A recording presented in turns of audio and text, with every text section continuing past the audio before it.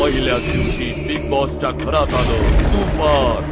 त्यामुळे घर आपणा सर्वांसाठी कोणीच बजर वाजवून तुफान थांबवण्याचा प्रयत्न केला नाही.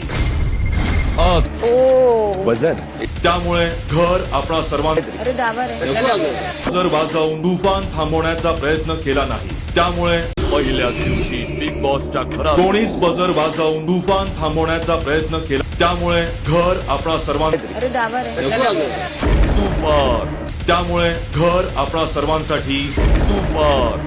पहिल्या दिवशी बिग बॉसच्या घरात आलं जर वाजवून तुफान थांबवण्याचा प्रयत्न केला नाही. त्यामुळे घर आपणा सर्वांसाठी बंद होत आहे.